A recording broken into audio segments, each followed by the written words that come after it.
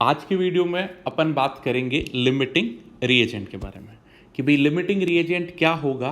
तो सबसे पहले क्या करना है, इसका आप डेफिनेशन लिख लेना कि भाई फर्स्ट पॉइंट क्या रहेगा लिमिटिंग रिएजेंट में, the reactant which is consumed first and limit the amount of product form into the reaction. क्या होगा आपका कि भाई ऐसा रिएक्टेंट जो आपका सबसे पहले कंज्यूम हो जाए, और अगर सबसे पहले कंज्यूम हो गया तो आप बोलोगे कि भाई इसके बाद फर्दर आपका रिएक्शन पॉसिबल नहीं है, इसके बाद आपका फर्दर रिएक्शन पॉसिबल नहीं है। फॉर एग्जांपल अगर आप कंसीडर करते हो, आपने बोल दिया N2 और दूसरा बोल दिया H2 और ये मिलके क्या बनाएगा आपका अमोनिया फॉर्म करेगा, और आपने बोल दिया कि भाई ये आपका बैलेंस इक्वेशन है। मान लीजिए आप नाइट्रोजन के मोल कितने लेते हो, इसके 2 मोल लेते हो, और हाइड्रोजन के मोल बोल दिए अपन ने 300 बोल दिया। हाइड्रोजन के मोल कितने हो गए आपके पास 300। तो आप सिर्फ डायरेक्टली देख के ही बता सकते हो कि भाई नाइट्रोजन तो आपका बहुत कम हुआ। तो थोड़ी देर बाद में क्या होगा, नाइट्रोजन आपका 100% कंज्यूम हो जाएगा। अभी फर्दर नाइट्रोजन है क्या है आपके 2 मोल नाइट्रोजन रिएक्ट करने के बाद आप बोलोगे कि भाई यहाँ पे और नाइट्रोजन तो है नहीं, तो आपका अमोनिया और फॉर्म होगा क्या? नहीं। क्यों नहीं होगा? हाइड्रोजन तो है बट नाइट्रोजन है क्या आपके पास? नहीं। तो इस रिएक्शन में नाइट्रोजन क्या हो गया आपका लिमिटिंग रिएजेंट, और इसको शॉर्ट में क्या बोलोगे आप? LR। इसको शॉर्ट में क्या बोलोगे आप? LR। और लिमिटिंग रिएजेंट का मतलब क्या हुआ, वो रिएक्टेंट जो आपका किसी रिएक्शन में क्या हो जाए, सबसे पहले कंज्यूम हो जाए, और जैसे ही वो कंज्यूम हो गया इसके बाद बोलोगे कि भाई फर्दर आपका रिएक्शन नहीं होगा। इतनी बात पता चली सब लोगों के, कोई दिक्कत नहीं है, ठीक है। सेकंड स्टेटमेंट लिखना, limiting reagent it is present in least stoichiometric amount and therefore it controls the amount of product. Therefore it controls the amount of product. लिखा दूसरा स्टेटमेंट, ठीक है। इसके बाद ठीक है एक तीसरा, ये ठीक है, ये तो हो गया आपका लिमिटिंग रिएजेंट। फिर नेक्स्ट लाइन में लिखना एक्सेस रिएजेंट। नेक्स्ट लाइन में लिखना एक्सेस रिएजेंट। क्या लिखा आपने?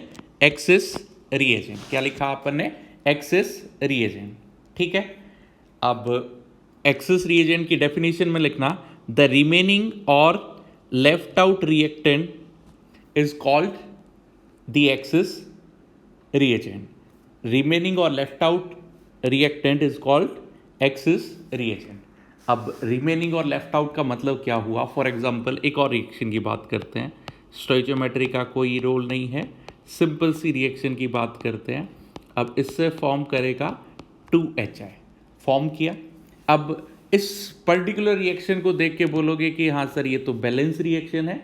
आप बोलोगे कि अगर 1 मोल हाइड्रोजन रिएक्ट करे और 1 मोल ही अगर आयोडीन रिएक्ट करे तो 2 मोल आपका HI क्या होगा, हाइड्रोजन आयोडाइड फॉर्म करेगा। फॉर एग्जाम्पल अगर आपको दिया हुआ है H2 कितना दिया हुआ है 4 मोल और I2 कितना दिया हुआ है 1 मोल, तो आप बोलोगे कि भाई I2 तो क्या है आपका अमाउंट इसका कम है, और अमाउंट कम है तो आप बोलोगे कि भाई ये क्या होगा आपका सबसे पहले कंज्यूम होगा, और सबसे पहले कंज्यूम होगा तो आप बोलोगे जैसे ही कंज्यूम हो गया उसके बाद आपका फर्दर रिएक्शन होगा क्या आपका? नहीं होगा। तो इसको बोल दिया अपन ने LR, और जो चीज़ बाकी रह गई उसको क्या बोल दिया अपन ने ER। ER का मतलब क्या हो गया आपका? Access reagent. ER का मतलब क्या हो गया? Access reagent. एक्सेस वाला पार्ट कितना ही हो। अब जो अपन बताते हैं कि भाई HI कितना फॉर्म करेगा, वो किस पे डिपेंड करेगा आपका? Limiting reagent. वो किस पे डिपेंड करेगा आपका? Limiting reagent. तो आप बोल सकते हो इस केस में कि भाई LR क्या होगा, लिमिटिंग रिएजेंट क्या है यहाँ पे? हीरो स्टोरी का। हीरो स्टोरी का कौन है आपका? LR। इसका मतलब LR आपका डिसाइड करेगा कितना अमाउंट ऑफ प्रोडक्ट फॉर्म करेगा और कितना अमाउंट ऑफ एक्सेस रिएजेंट क्या होगा आपका रिमेनिंग रहेगा। कैसे आप फाइंड करोगे LR ER, वो अपन आगे देखते हैं। बट ये चीज़ सब लोगों को ध्यान रहेगा, रखना रहेगा कि भाई कितना प्रोडक्ट फॉर्म करेगा ये कौन बताएगा आपका? LR। कितना एक्सेस रिएजेंट बाकी है या रिमेनिंग है तो वो कौन बताएगा आपका? LR। ठीक है, तो एक नोट करके एक पॉइंट लिखिएगा नोट करके एक पॉइंट लिखिएगा, the amount of product form and the remaining amount of ER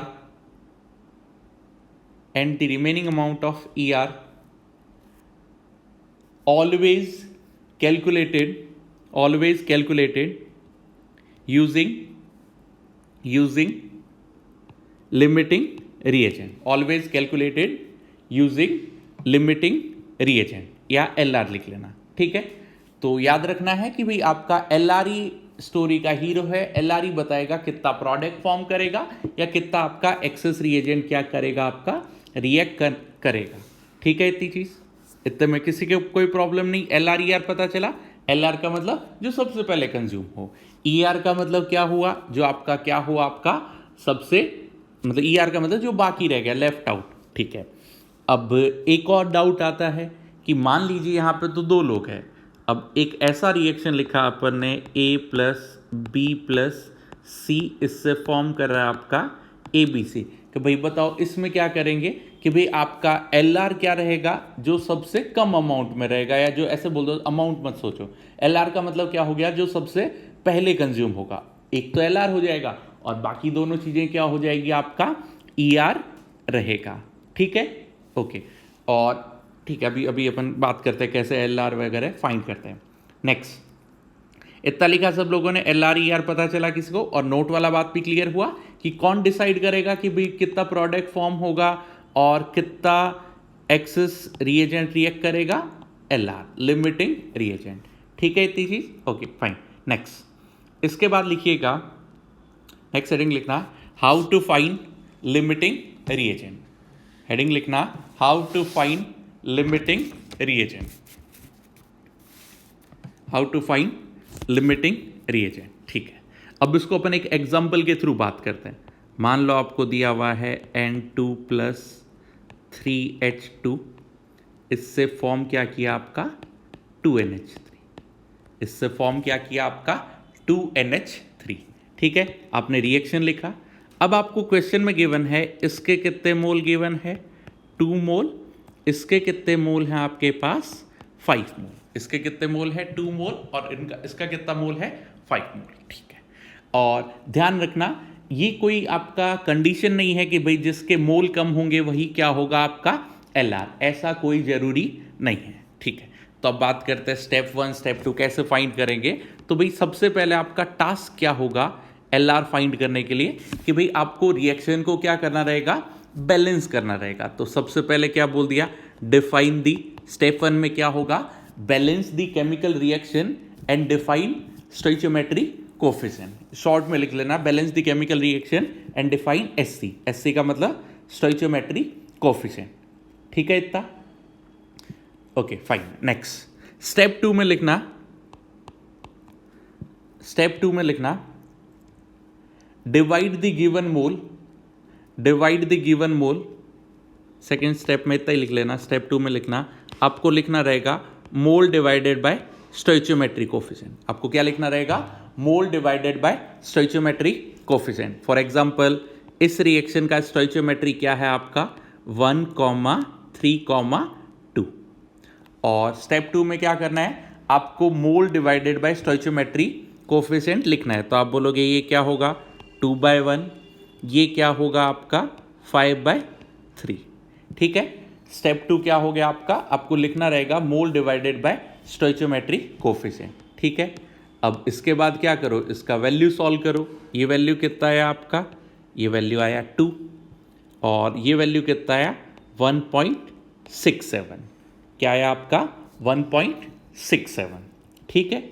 next, third point में लिखना, स्टेप 3 में लिखना, reactant having minimum value of mole by stoichiometry ratio, reactant having minimum value of mole by stoichiometry ratio will be LR, reactant having minimum value of mole by stoichiometry ratio will be LR। तो इन दोनों में से बताओ आपका मोल divided by stoichiometry ratio किसका कम है, 2 कम रहेगा या 1.67, तो आप बोलोगे 1.67 क्या है आपका कम रहेगा, तो आप बोलोगे ये वाला पार्ट क्या हुआ, एल आर, एक एल आर आ गया और बाकी की जितने भी चीज़ें रहेगी वो क्या होगा आपका ई आर, वो क्या होगा आपका ई आर।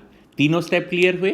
फर्स्ट स्टेप 1 क्या होगा आपका, balance the chemical reaction and define stoichiometry coefficient. Second step में क्या लिखा कि भाई calculate mole by stoichiometry ratio. Step 3 में क्या बोला कि भाई जिसके लिए मोल बाय स्टोइचियोमेट्री रेशियो मिनिमम है वो क्या होगा आपका एल आर, वो क्या होगा आपका एल आर। नेक्स्ट स्टेप 4 में लिखिएगा, स्टेप 4 में लिखिएगा solve the problem using L R, solve the problem using L R, ठीक है, solve the problem using L R. अब इस स्टेटमेंट का मीनिंग क्या हुआ, इस स्टेटमेंट का मीनिंग है जो थोड़ी देर पहले अपन ने नोट करके लिखा था कि भाई कौन डिफाइन करेगा कितना अमाउंट ऑफ प्रोडक्ट फॉर्म किया, तो वो बोलोगे एल आर। कौन डिसाइड करेगा कितना आपका एक्सेस रिएजेंट बाकी रहेगा, तो वो बोलोगे आप क्या रहेगा आपका एल आर, ठीक है। एक रफ आइडिया मिल गया सब लोगों को एल आर कैसे फाइंड करना है अपने को, ठीक है। तो क्या तरीका हुआ, स्टेप 1 में बोला साफ सुथरा रिएक्शन लिखो, स्टेप 2 में क्या बोला अपन ने, मोल बाय स्टोइचियोमेट्री रेशियो देखो, स्टेप 3 में क्या देखा कि भी जो वैल्यू मिनिमम होगा वो क्या हो गया आपका एल आर, और स्टेप 4 क्या होता है, एल आर के अकॉर्डिंग क्या कर दो आप प्रॉब्लम सॉल्व कर दो, ठीक है। एल आर वेल आर पता चला, ठीक है। तो अब इसको क्वेश्चन में कैसे यूज करेंगे ये वाला पार्ट, तो क्या करना, अब सबसे पहले वापस बता देता हूं। सबसे पहले आपने क्या किया, रिएक्शन लिखा, इसको बैलेंस किया, फिर इनके जो मोल क्वेश्चन में गिवन थे 2 और 5 अपन ने लिख दिया। अगले स्टेप में क्या किया, मोल बाय स्टोइचियोमेट्री लिखा, 2/1 5/3, तो आपको पता चला 1.67 क्या हुआ मिनिमम हुआ। अब करना क्या कि भाई जो भी एल आर आया उसके मोल लिख देना, कितने मोल हो गए आपके पास 5 मोल, क्योंकि अपन ने बोला था ना प्रॉब्लम किसके बेसिस पे सॉल्व करना है, आपको एल आर के बेसिस पे सॉल्व करना है। तो अब ये भूल जाओ कि आपको नाइट्रोजन के मोल वगैरह पता है, आपको सिर्फ एल आर के मोल पता है। तो बताओ अगर 3 मोल हाइड्रोजन रहता तो कितने मोल अमोनिया फॉर्म करता, 2 मोल, तो 1 मोल के लिए क्या होगा आपका 2/3, 1 मोल के लिए क्या होगा, साइड में लिख के बता सकते हैं ना, 3 से 2 हुआ तो 1 से कितना होगा 2/3। और क्लास में भी अपन ने डिस्कस किया था कि आप डायरेक्टली भी लिख सकते हो, कि भाई डायरेक्टली कैसे लिखा अपन ने, कि अपन ने डायरेक्टली बोला 3 के लिए ये बनेगा 2, 3 के लिए फॉर्म किया 2, तो 1 के लिए क्या होगा आपका 2/3, 1 के लिए कितना फॉर्म किया आपका 2/3, और एक्चुअल में इसके कितने मोल हैं 5 मोल, तो आपने मल्टीप्लाई बाय किससे कर दिया 5, तो moles of ammonia is equal to 10/3, moles of ammonia is equal to 10/3, और इसका वैल्यू आया 3.33 मोल, इसका वैल्यू कितना आया 3.33 मोल। क्लियर हुआ। नेक्स्ट अब बात आती है इसका N2 के कितने मोल आपके पास रिएक्ट करेंगे, तो वापस से वही स्टोरी, अगर 3 मोल आपका हाइड्रोजन रहता तो नाइट्रोजन कितने मोल रिक्वायर्ड रहता 1, तो 1 के लिए कितना रिक्वायर्ड होगा 1/3, और एक्चुअल में हाइड्रोजन के कितने मोल है 5, तो आप बोलोगे moles of N2 reacted is equal to 5/3। N2 के कितने मोल रिएक्ट कर गए आपके पास 5/3, एक्चुअली कितने मोल थे 2 मोल, तो आप बोल सकते हो moles of N2 left is equal to 2 minus 5/3 is equal to क्या आया आपका 1/3 मोल, इज इक्वल टू क्या आया आपके पास 1/3 मोल। समझे ये चीज। और इसी से रिलेटेड और क्वेश्चन प्रैक्टिस करते हैं। एक बार वापस बता देता हूं कि भाई इस क्वेश्चन में अपन ने क्या अप्रोच लिखा, और नॉर्मली स्टूडेंट्स क्या गलती करते हैं कि भाई ठीक है, पहले गलती वाली बात बाद में करते हैं। सबसे पहले अपन देखते हैं कि अपन ने क्या अप्रोच लिखा। सबसे पहला स्टेप क्या किया, बैलेंस केमिकल रिएक्शन लिखा, N2 + 3H2 गिव्स 2NH3। अगले स्टेप में क्या किया, इनके मोल लिखे, और अपन ने बोला मोल बाय स्टोइचियोमेट्री रेशियो, वो रेशियो क्या आया 2 और 1.67। स्टेप 3 क्या बोलता है, जिसके लिए मोल बाय स्टोइचियोमेट्री रेशियो मिनिमम आया वो क्या होगा आपका एलआर, वो क्या होगा आपका एलआर। नेक्स्ट स्टेप 4 या 5 जो भी लास्ट वाला स्टेप रहता है उसमें क्या बोला अपन ने, solve the problem using LR. LR आपको पता चल गया, एलआर तो 100% कंज्यूम हो जाएगा, तो इसके फाइनल मोल कितने होंगे आपके पास, 0 मोल रहेगा। तो अब एलआर के बेसिस पे बोलोगे कि 3 मोल होता तो ये तो 2 मोल अमोनिया फॉर्म करता, और 1 के लिए कितना आ गया 2/3, और एक्चुअल में कितने मोल हैं नाइट्रोजन के, हाइड्रोजन के 5, तो आपका moles of ammonia form is equal to 3.33 और 10/3। ठीक है। नेक्स्ट अब अगली बात आती है कि भाई N2 के कितने मोल रिएक्ट करेंगे, वो कैसे बताओगे। 3 मोल अगर हाइड्रोजन रहता तो नाइट्रोजन कितना रिक्वायर्ड रहता 1, और 1 मोल के लिए कितना रिक्वायर्ड रहेगा 1/3। एक्चुअली में हाइड्रोजन कितना है आपका 5 मोल, एक्चुअली हाइड्रोजन कितना है आपका 5 मोल, तो अपना आंसर कितना आ गया आपका 5/3 मोल ऑफ नाइट्रोजन क्या हो गया आपका रिएक्ट कर गया। अगर रिएक्टेड वाला पार्ट पता है और इनिशियल मोल पता है तो आप बता सकते हो कितना बाकी रहा, moles of N2 left is equal to 2 - 5/3 is equal to 1/3 mole is equal to क्या आया 1/3 मोल। ठीक है इतनी चीज ओके।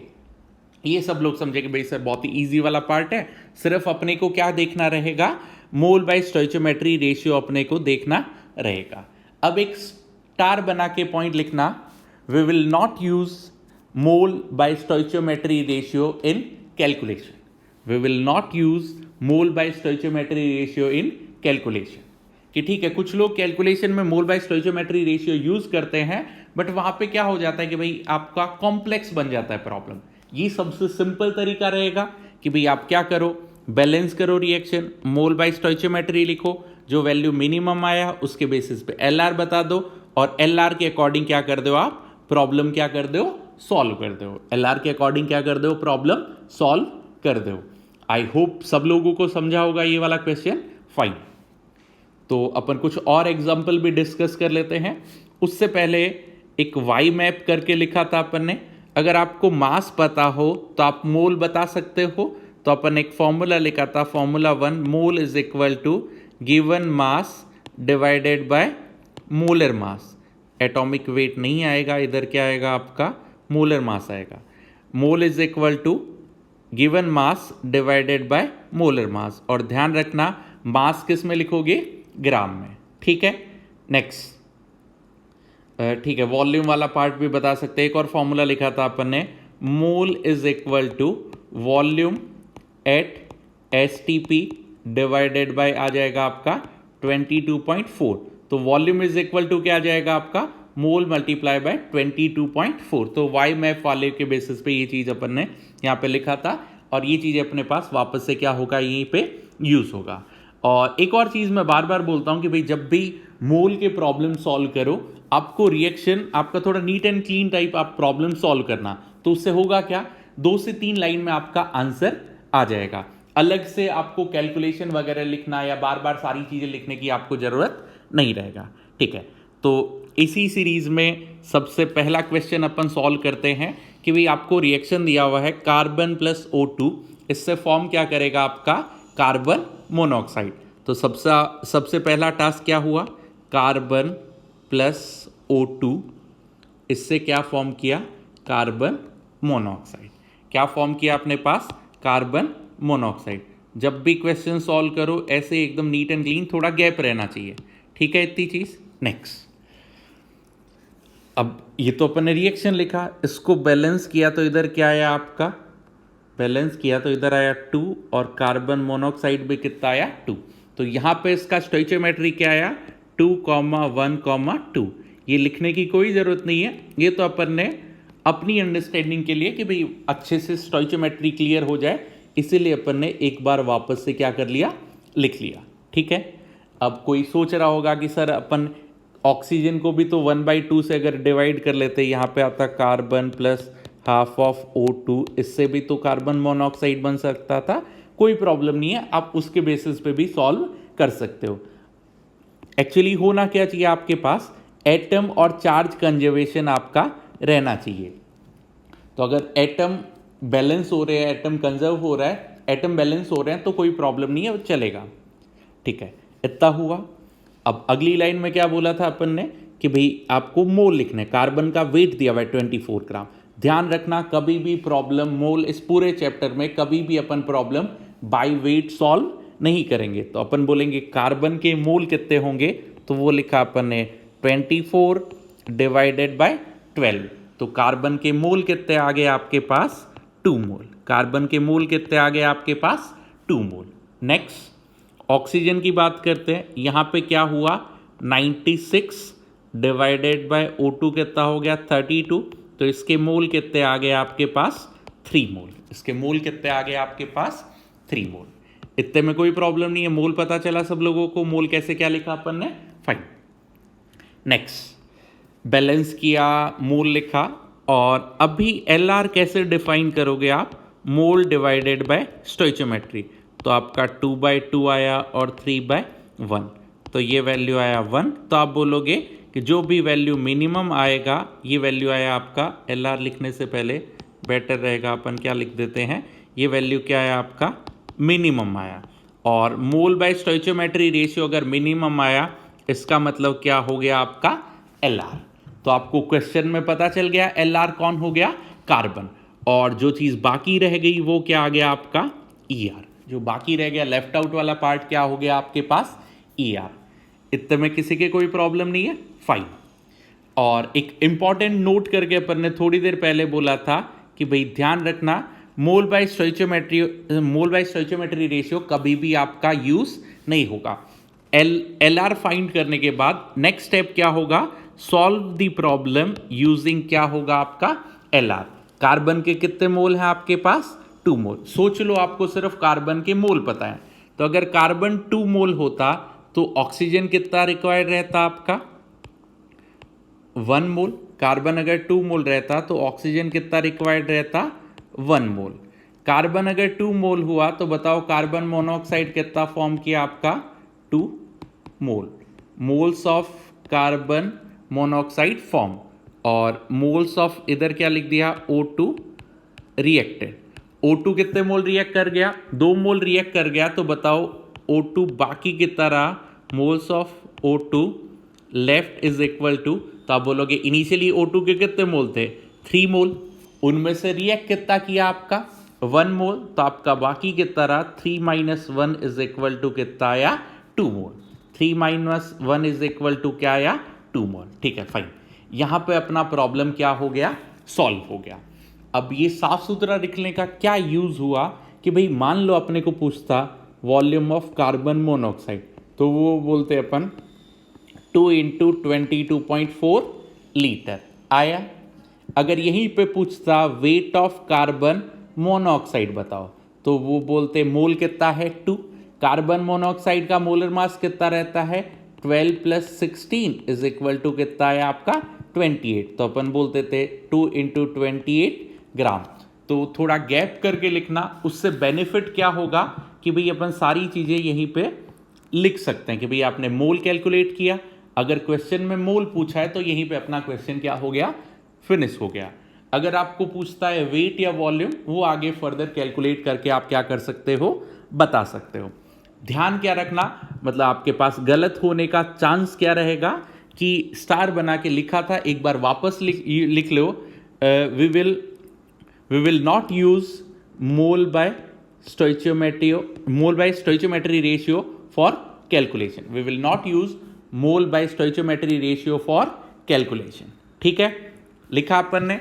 अब लेफ्ट पता चल गया। अगर आपने को पूछता वॉल्यूम बताओ O2 का कितना रहा बाकी, तो आप बोलोगे 2 × 20, क्या लिख रहा हूँ भाई, 2 × 22.4 litre.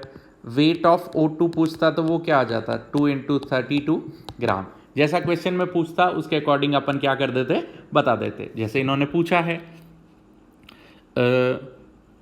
Which of reactant is access reagent, तो क्या होगा, कार्बन। सॉरी एक्सेस तो O2 आएगा ना, एक्सेस तो क्या आया, O2। O2 कितना बाकी रहा आपका, 2 मोल। और how many moles of carbon monoxide will form, इसका भी आंसर क्या आ गया आपका, 2 मोल।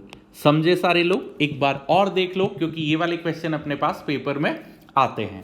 सबसे पहला स्टेप 1 क्या बोला कि भाई रिएक्शन को क्या करो, बैलेंस किया और स्टोइचियोमेट्री डिफाइन किया। स्टेप 2 में क्या करो, मोल बाय स्टोइचियोमेट्री रेशियो लिखो, वो क्या आया आपका 1 और 3 आया। अगले स्टेप में बोला कि जो वैल्यू मिनिमम होगा वो क्या हो जाएगा आपका LR।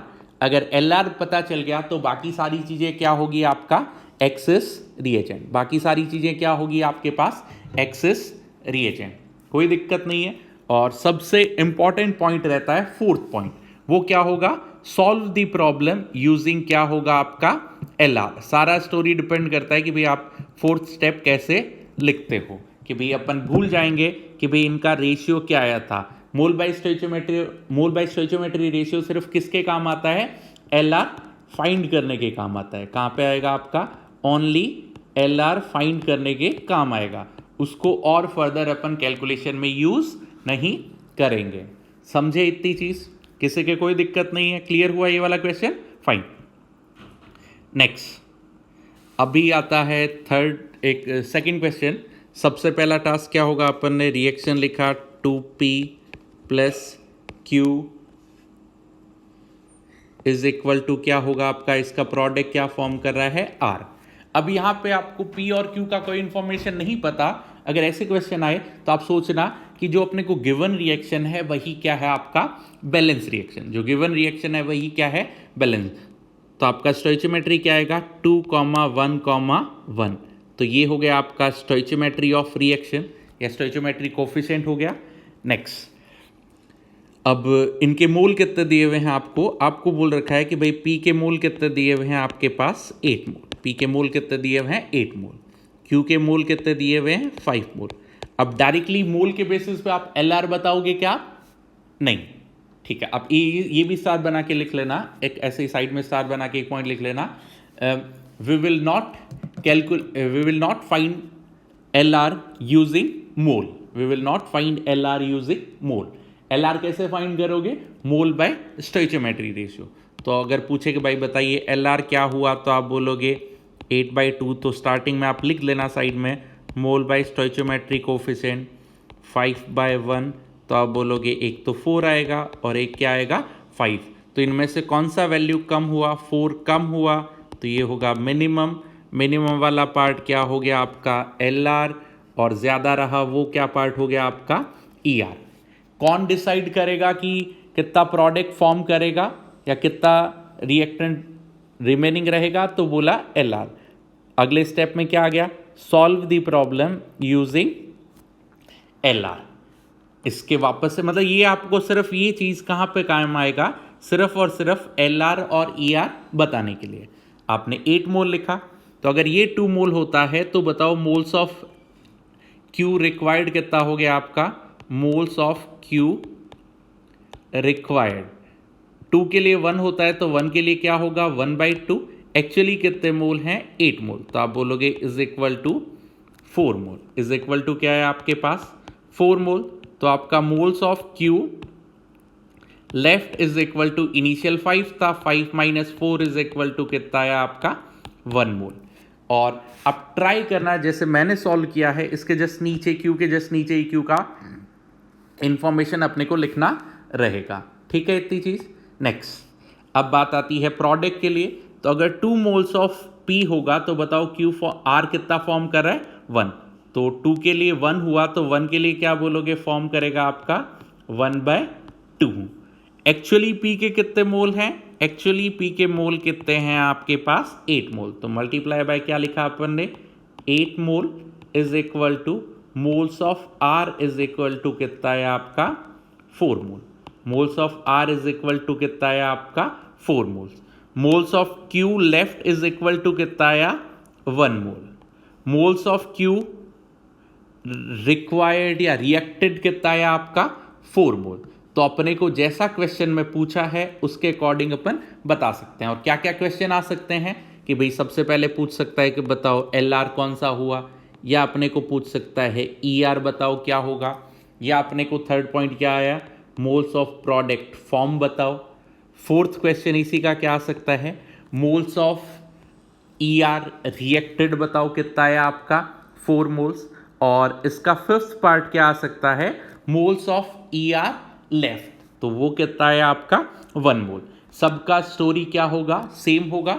ये तो अपन स्टार्टिंग में सॉल्व कर रहे हैं तो अपने को इतना टाइम लग रहा है या ये सब चीज़ें लिख रहे हैं। अगर आप पेपर में सॉल्व करोगे, मान लो यही क्वेश्चन आता, पेपर में कैसे सॉल्व करते, आप बोलते 2p प्लस क्यू, इससे फॉर्म किया r, इनके मोल लिखते 8 और 5, इसी लाइन में डिवाइडेड बाय 2 डिवाइडेड बाय 1, तो आपको पता चल जाता LR, तो फिर आप लिखते इसके 8 मोल। अगली लाइन में आता आपका 1/2 इंटू 8, और 1/2 इंटू 8 इज इक्वल टू 4 मोल आता। 1 मोल रिएक्ट कर गया तो बाकी कितना हुआ, 5 - 1 इज इक्वल टू 4। तो आपके पास इतने से स्पेस में पूरा क्वेश्चन क्या हो गया, अपने पास सॉल्व हो गया। और स्टार्टिंग के कुछ क्वेश्चन अपन अगर आप घर पे भी प्रैक्टिस करो तो पूरा लिखना, मोल बाय स्टोइचोमेट्री रेशियो, इनिशियल मोल कितना होगा, फिर क्या होगा, प्रॉब्लम किसके अकॉर्डिंग सॉल्व करोगे आप, LR के बेसिस पे प्रॉब्लम क्या करोगे आप, सॉल्व करोगे। ठीक है, इतनी चीज। गलती होने का कहाँ पे चांस रहता है कि भाई अपन आगे कैलकुलेशन में क्या यूज कर लेते हैं, मोल बाय स्टोइचोमेट्री रेशियो। वो अपन ने 3-4 बार लिख दिया, बोल दिया इतनी बार कि भाई कभी भी कैलकुलेशन में मोल बाय स्टोइचोमेट्री रेशियो यूज नहीं करने का रहेगा। ठीक है, और कौन डिसाइड करेगा कितना प्रोडक्ट फॉर्म करेगा और कितना एक्सेस रिएजेंट रिमेनिंग रहेगा, तो वो बोलोगे आपका LR सब कुछ डिसाइड करेगा। इस स्टोरी का हीरो कौन है आपका, LR। फाइन, समझा सब लोग, ओके। नेक्स्ट, तो इसी सीरीज में एक और क्वेश्चन डिस्कस करते हैं। इन्होंने दे रखा है x + y, इससे फॉर्म कर रहा है x3 y4। तो सबसे पहला टास्क क्या होगा, अपन ने लिखा x + y, इससे फॉर्म कर रहा है x3 y4। अगर p और q रहता तो आप बोल देते कि भाई ये ही क्या होगा आपका बैलेंस रिएक्शन, और x और y है, प्रोडक्ट साइड भी x और y है, तो आप बोलोगे कि आपने सबसे पहले क्या किया, रिएक्शन को बैलेंस किया। और अपन ने बोला 3,4,1, ये क्या है यहाँ पे, स्टोइचोमेट्री कोफिशिएंट। ये क्या है आपका स्टोइचोमेट्री कोफिशिएंट, इतने में कोई दिक्कत नहीं। नेक्स्ट, फिर ये क्या बोल रहा है कि भाई आपका ये रिएक्शन हो रहा है, x और y दोनों के कितने मोल हैं, इसके भी कितने मोल हैं, 6 मोल, और इधर भी y के भी मोल कितने हैं अपने पास, 6। कोई दिक्कत नहीं है, मोल लिखे अपन ने इनिशियल। अपने को किससे मतलब है, अपने को मतलब है मोल बाय स्टोइचोमेट्री कोफिशिएंट। अपने को किससे मतलब है, मोल बाय स्टोइचोमेट्री कोफिशिएंट। तो अपन लिखेंगे 6/3 इज इक्वल टू 2, 6/4, 6/4। तो उसको देख के बताओ मेरे को, 6/4 और दोनों के कितने मोल है अपने पास, 6। अब इसको देख के बताओ कि भाई कौन सा वैल्यू आपका कम रहेगा, तो अपन बोलेंगे कि भाई y क्या होगा आपका, LR रहेगा। y क्या हो गया आपका LR, और x क्या हो गया आपके पास ER। इतनी बात पता चली सब लोगों को, देखते ही अपन बता सकते हैं कि भाई मोल बाय स्टोइचोमेट्री रेशियो लिखो, उससे क्या आ गया, ये वैल्यू कितना आएगा आपका, अगर सॉल्व करते हो तो 3/2 इज इक्वल टू 1.5। ये वैल्यू मिनिमम आया, तो ये क्या होगा आपका LR, और जो बाकी रह गया वो क्या आ जाएगा आपका ER। LR ER फाइंड किया। नेक्स्ट, अब प्रॉब्लम किसके अकॉर्डिंग सॉल्व करोगे, LR, तो इसके जस्ट नीचे क्या लिखना, y के कितने मोल हो गए आपके पास, 6 मोल। y के कितने मोल हो गए, 6। अभी एक बार अपन जनरल क्वेश्चन सॉल्व कर रहे हैं, इसलिए अपन ऑप्शन वगैरह चेक नहीं कर रहे। पेपर में आप साथ साथ ऑप्शन भी चेक करते रहना कि भाई आपका LR ER आया, उससे रिलेटेड कुछ पूछ रहा है या नहीं पूछ रहा। ठीक है, 6 मोल लिखा। तो अगर 1 मोल y होता तो बताओ प्रोडक्ट कितना फॉर्म किया, सॉरी 4 मोल होता तो 1 मोल फॉर्म किया, तो 1 के लिए क्या होगा आप बोलोगे, 1 के लिए फॉर्म करेगा 1/4। 1 के लिए कितना फॉर्म करेगा, 1/4, और इसके एक्चुअली कितने मोल हैं, 6 मोल, तो multiply by 6 is equal to 6/4 is equal to 1.5 mole. तो अपने पास आया moles of x3y4 is equal to कितना आया आपका 1.5। और LR हो गया, मतलब ये तो आपका कितना आ जाएगा 0 मोल, बिकॉज 100% LR क्या कर जाता है, रिएक्ट कर जाता है। नेक्स्ट, अब अगला आता है moles of X reacted is equal to, अगर 4 मोल Y रहता तो X कितना फॉर्म करता, 4 मोल Y रहता तो X कितना फॉर्म करता, 3 मोल। तो 1 के लिए कितना होगा 3/4, एक्चुअली कितने मोल हैं 6 मोल, तो आपने लिखा मल्टीप्लाई बाय 6, इसको सॉल्व किया तो कितना है आपका 2 और कितना है 3, 9/2 इज इक्वल टू 4.5 मोल। तो आपके पास X के कितने मोल रिएक्ट कर गए 4.5, और अपन बता सकते हैं moles of X remaining is equal to, initially कितने मोल थे, इनिशियल मोल थे आपके पास 6, रिएक्ट कर गया 4.5, तो आपने बोला लेफ्ट इज इक्वल टू या remaining is equal to 6 minus 4.5 is equal to 1.5 mole. तो अपन ने जैसा क्वेश्चन में पूछा था उसके अकॉर्डिंग सारी, मतलब नॉर्मल अपन ने सारी चीज़ें कैलकुलेट कर ली। अब देखते हैं ऑप्शन क्या थे। सबसे पहला स्टेटमेंट इन्होंने क्या बोल रखा है, सबसे पहले स्टेटमेंट में इन्होंने बोल रखा है अपने को कि X इज लिमिटिंग रिएजेंट। तो बताओ LR कौन है आपका, Y। इसका मतलब A वाला पार्ट क्या है आपका, फॉल्स है, A तो करेक्ट नहीं है, ये तो अपन ने क्या कर दिया, गायब कर दिया। और ध्यान रखना क्वेश्चन में देखना वो आपको करेक्ट स्टेटमेंट पूछ रहा है कि इनकरेक्ट। फर्स्ट क्लियर हुआ। नेक्स्ट, बी में दे रखा है moles of X3Y4 form is equal to 1.5, तो आप बोलोगे बी वाला स्टेटमेंट क्या है, करेक्ट है। नेक्स्ट, सी पॉइंट में दे रखा है 1.5 moles of access reagent is left behind, तो बताओ कितना बाकी हुआ, करेक्ट 1.5 बाकी रहा, तो आप बोलोगे ये वाला पार्ट भी क्लियर है, ये ऑप्शन भी आपका सही है। नेक्स्ट, अगला क्वेश्चन, अब यहाँ पे दे रखा है 75% ऑफ एक्सेस रिएजेंट रिएक्टेड, ठीक है। अब ये तो अपन ने जो कैलकुलेट किया था वहाँ से नहीं पता चलेगा, इसके लिए क्या करना पड़ेगा, अपने को अलग से कैलकुलेट करना रहेगा। अब इनिशियली कितना था 6, 75% of x is equal to 6 into 75/100, तो ये आया आपका 3 और ये आया 4, ये आया 2 और ये आया 3, तो आपका आया 9/2 is equal to 4.5। 75% of x is equal to 4.5 mole, और इन्होंने बोल रखा है 75% ऑफ एक्सिस रिएजेंट रिएक्टेड। तो देखिए एक्सिस कितना रिएक्ट कर रहा था 4.5 और अपना 75% करेक्ट, तो आप बोलोगे इसका आंसर क्या हो जाएगा आपका, इसका करेक्ट आंसर होगा B, C, D। और अगर इसी क्वेश्चन को सिंगल चॉइस में पूछता तो वो बोलता कि इनमें से बताओ कौन सा क्या होगा इनकरेक्ट, और इनकरेक्ट क्या आ जाता आपका, ए वाला पार्ट क्या आ जाता, इनकरेक्ट। समझे इतनी चीज़, किसी के कोई प्रॉब्लम नहीं है, फाइन। अब एक क्वेश्चन और मैं खुद से सॉल्व करके बता देता हूँ, बाकी चीज़ें आपके पास क्या रहेगा, होमवर्क में रहेगा, ठीक है। अब एक एग्जांपल में एक और क्वेश्चन लिखिए, आपके पास N2 है प्लस 3H2, इससे फॉर्म कर रहा है आपका 2NH3, ये आपका फोर्थ एग्जांपल है, और आपको दिया हुआ है इसके मोल कितने हैं 50 मोल, और इसके मोल कितने दे रखे हैं आपको 100 मोल। इनके मोल दे रखे हैं 100, और आपको क्वेश्चन में बोल दिया, इन जनरल क्वेश्चन दिया हुआ है नाइट्रोजन हाइड्रोजन रिएक्ट करके अमोनिया फॉर्म कर रहा है, और दोनों के इनिशियल मोल दे दिए। आपको क्या दिया हुआ है, इनिशियल मोल दिए हुए हैं नाइट्रोजन और हाइड्रोजन के, तो आपको बताना है LR कौन है, ER कौन है, कितना प्रोडक्ट फॉर्म करेगा, कितना एक्सेस रिएजेंट रिएक्ट किया, और कितना एक्सेस रिएजेंट क्या होगा रिमेनिंग रहेगा। तो आप बोलोगे ठीक है कोई दिक्कत नहीं है, 1 मिनट लगेगा। तो अपन ने लिखा मोल बाय स्टोइचोमेट्री रेशियो, तो आपका आया 50/1 100/3, तो ये वैल्यू है अप्रॉक्स 33.33।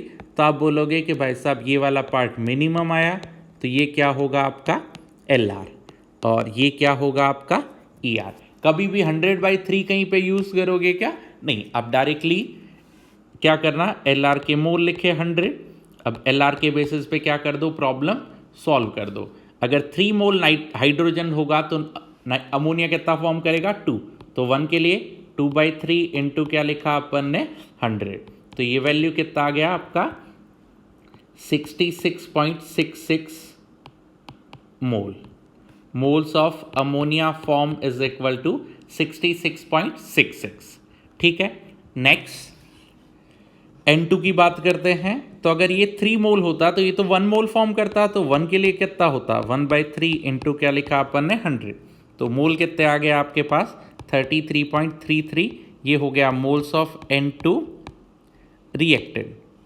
और बाकी कितने रह गए moles of N2 left is equal to, initially कितने मोल थे 50 माइनस 33.33, तो वो क्या आ गया आपका N2 के मोल्स के आगे लेफ्ट आ गए। समझे यहाँ तक सारे लोग कि कैसे क्या किया अपन ने? सिंपल सी चीज़ एक बार वापस से बता देता हूँ कि भाई आज के लेक्चर में अपन ने क्या बात किया। आज के लेक्चर में बात किया अपन ने कि भाई LR का मतलब क्या हुआ। LR का मतलब क्या होगा, लिमिटिंग रिएजेंट, और लिमिटिंग रिएजेंट का मतलब क्या हुआ, जो सबसे पहले कंज्यूम हो जाए। और अगर किसी भी रिएक्शन में अगर एक रिएक्टेंट कंज्यूम हो गया, अगर एक रिएक्टेंट कंज्यूम हो गया, इसका मतलब रिएक्शन फर्दर होगा क्या आपका, फॉरवर्ड में जाएगा क्या आपका, नहीं।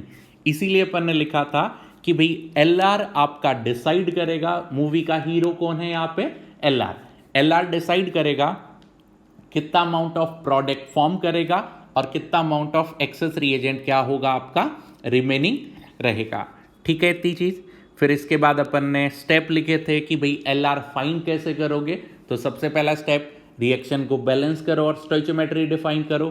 फिर सेकंड स्टेप में क्या करो, मोल बाय स्टोइचियोमेट्री रेशियो लिखो। थर्ड स्टेप में क्या करो, चेक करो जिसके लिए मोल बाय स्टोइचियोमेट्री रेशियो मिनिमम आए, वो क्या होगा LR। और LR पता चल गया तो बाकी की सारी चीजें क्या होगी आपके पास, ER रहेगा। और सबसे last important point, step fourth क्या होगा कि LR विल डिसाइड कितना अमाउंट ऑफ प्रोडक्ट आपका फॉर्म करेगा और कितना अमाउंट ऑफ एक्सेस रिएजेंट क्या है आपका रिमेनिंग रहेगा। क्लियर हुई इतनी बात, किसी के कोई दिक्कत नहीं है। और एक स्टार बना के भी पॉइंट अपन ने लिखा था कि भाई आपका मोल बाय स्टोइचियोमेट्री रेशियो कभी भी कैलकुलेशन में यूज नहीं करना रहेगा। और एक और स्टार बना के क्या पॉइंट बोला था, मोल कभी भी आपका LR डिसाइड नहीं करेगा। LR ऑलवेज किससे डिसाइड करोगे, मोल बाय स्टोइचियोमेट्री रेशियो से आप क्या करोगे, डिसाइड करोगे। ठीक है, इतनी चीज। और एक और जनरल चीज अपन ने क्या बात की थी आज के लेक्चर में कि भाई आपको अगर प्रॉब्लम किस में दिया हुआ है, बाय वेट दे रखा है।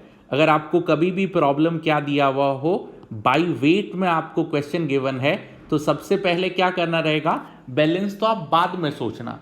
आपका सबसे पहला टास्क होगा कि भाई इसको किस में कन्वर्ट करो, मोल में। तो आपने बोला 24/12 is equal to 2 mole, 96/32 is equal to कितना है आपका 3 मोल। कभी भी प्रॉब्लम अपन बाय वेट सॉल्व नहीं करते। क्यों नहीं करते, बिकॉज स्टोइचियोमेट्री आपका बाय वेट डिफाइन नहीं रहता। ठीक है, इतनी चीज। Okay fine. अभी आज का होमवर्क क्या है, ये भी आपका क्वेश्चन क्या होगा, आपका होमवर्क रहेगा। क्वेश्चन में होमवर्क में ये क्वेश्चन नंबर 1, ये LR से रिलेटेड नहीं, ये नॉर्मल पुराना वाला। ठीक है, उसके बाद ये तो हुआ आपका फर्स्ट क्वेश्चन। या होमवर्क में क्वेश्चन नंबर 2 आपको दिया हुआ है 50 kg of N2, 100 kg of H2 are mixed to produce NH3, calculate ammonia form. और ठीक है, मतलब बेसिकली आपको सारी चीज़ें सॉल्व करनी है, चाहे क्वेश्चन में नहीं पूछा हो फिर भी आपको बताना रहेगा कितना वॉल्यूम प्रोडक्ट फॉर्म किया, प्रोडक्ट का वेट क्या होगा, LR कितना रिमेनिंग रहा, ये सब चीज़ें आपको बताना रहेगा। और ध्यान रखना, और मास भी आप किस में कैलकुलेट करोगे, अगर बात करें या H2 वाला कर देते हैं, कैलकुलेशन ईजी होगा। Moles of H2 is equal to 10 divided by 2 is equal to क्या लिखा 5 मोल। बताओ ऐसे सॉल्व करोगे क्या, इसके मोल 5 होंगे क्या, नहीं। आप बोलोगे सर आप क्या ही लिख रहे हो, थोड़ी देर पहले तो हमें अलग बात बता रहे थे। अपन सबसे पहले क्या करेंगे, वेट को किस में कन्वर्ट करेंगे, अपन ग्राम में। तो आपके पास ये वेट आया डिवाइडेड बाय मोलर मास कितना है 2, तो आपका आया 5 × 10⁻³ मोल। ध्यान रखना वेट को किस में कंसीडर करना है आपको, ऑलवेज इन ग्राम आपको वेट कंसीडर करना रहेगा। ठीक है, दूसरा क्वेश्चन भी क्लियर हुआ। नेक्स्ट, इसके बाद आता है होमवर्क में क्वेश्चन नंबर 3। होमवर्क में क्वेश्चन नंबर क्या है आपका 3। ठीक है, अब यहाँ पे CS2 और Cl2 का दिया हुआ है, इनका वेट रेशियो दिया हुआ है। ठीक है, अब जब भी आपको रेशियो दिया हुआ है 1:2, तो आप बोलना एक का अगर x हुआ तो दूसरे का क्या होगा 2x, x और 2x। उससे क्या होगा, मान लो ठीक है, अगर कोई बोले ये वाला बता देता हूँ मैं, शॉर्ट में बता देता हूँ कि भाई कैसे क्या लिखा। अब इनका वेट दिया हुआ है तो सबसे पहला टास्क क्या होगा, इनके मोल कैलकुलेट करो। तो आप बोलोगे CS2 का मोल कितना होगा, आपका x डिवाइडेड बाई क्या आ जाएगा आपका 76। Cl2 के लिए क्या लिखोगे आप 2x डिवाइडेड बाय 71, ये आ गया आपका मोल। नेक्स्ट स्टेप में क्या करो, mole divided by stoichiometry ratio, तो mole divided by stoichiometry ratio, mole divided by stoichiometry ratio. Check करना जो वैल्यू मिनिमम होगा वो क्या होगा आपका LR, और जो बाकी रह गया वो क्या आ जाएगा आपका ER। क्वेश्चन में अपने को पूछा है सिर्फ LR और क्या बताओ ER। अभी तक DPP 5 तक हो गया है, आपका होमवर्क क्या है DPP 6, और ये 3 क्वेश्चन रहेंगे। और साथ में एक्सरसाइज में भी आई गेस C पार्ट तक सॉल्व किया था, तो अभी आपका होमवर्क क्या होगा D पार्ट। ठीक है, इतनी चीज ओके। तो आप ये क्वेश्चन वगैरह सॉल्व करो, कोई भी डाउट रहता है तो मेरे को मैसेज करना, सर ये वाला पार्ट हमें समझ में नहीं आया। ठीक है, ओके बाय।